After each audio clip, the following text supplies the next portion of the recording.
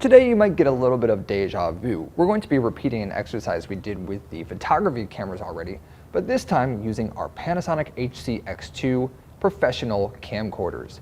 These cameras are more meant for and built for professional video, so it's going to be extra important that we learn how to use these ones in manual mode. First off, we're going to need to switch the camera into manual operation mode. There is a switch located right here. So if we just flip that to the menu setting, that will switch it over to manual mode. And we're also going to want to adjust our focus to be manual as well, making sure the slider is lined up with the little M icon, which stands for manual.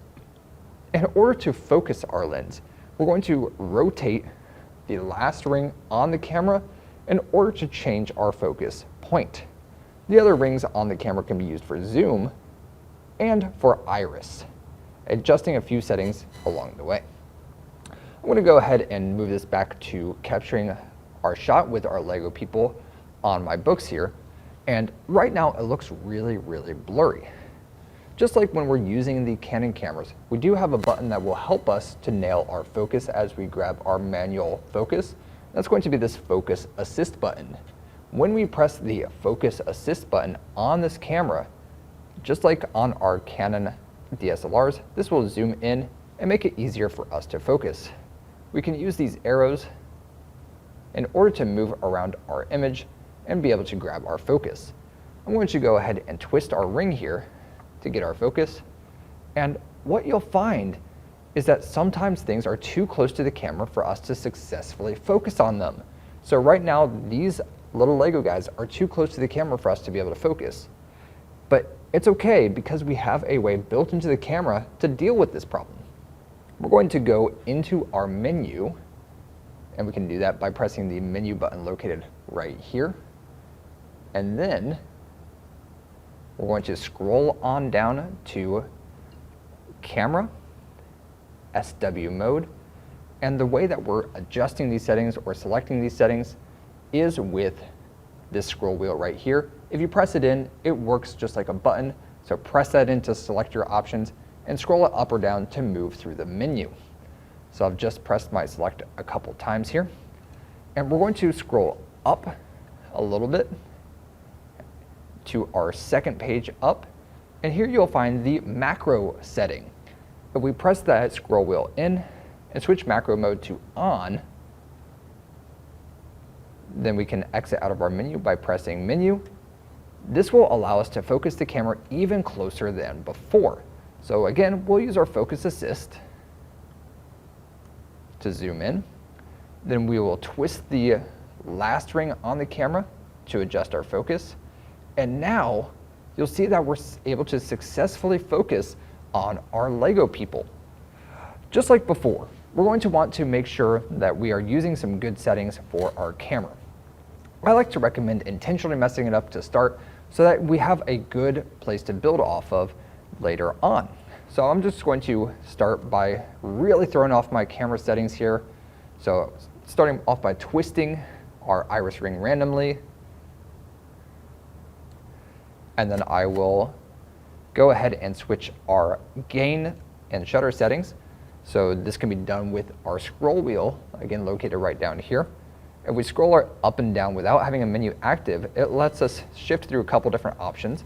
So we see shutter, we see gain, and we're going to start with shutter. We'll click this in, and just like before, we'll want to make sure this is set to 60 or 1/60. We'll go ahead and press select, and then we'll scroll down to our gain, and our gain is going to be like our ISO on our other camera. Now, as I'm adjusting this up, you'll notice that it doesn't get any brighter. And that is because our lens is closed. And we can see that it says close right here. So we know the lens is closed.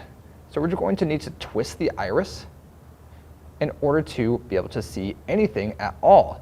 When these lenses get too dark, they close entirely and don't let any light in at all.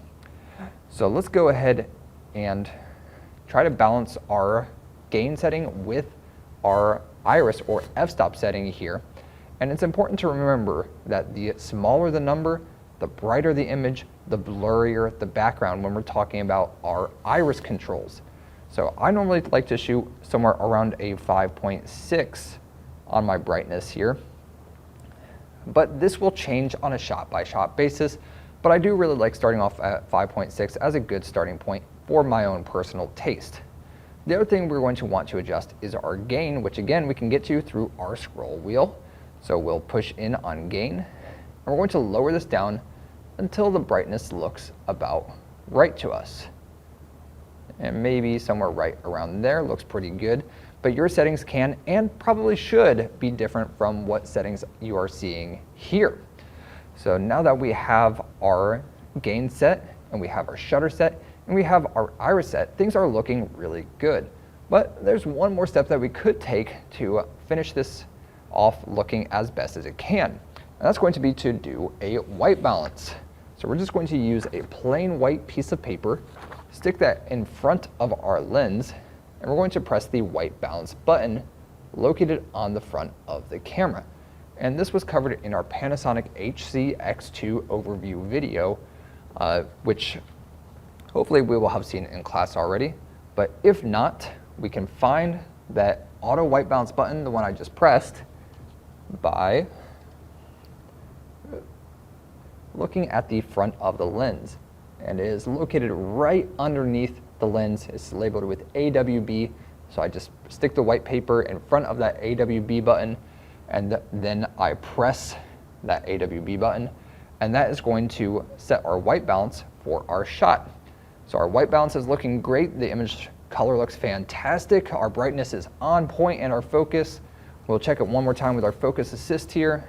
Use our arrows to navigate around, and just make sure that that is as sharp as can be.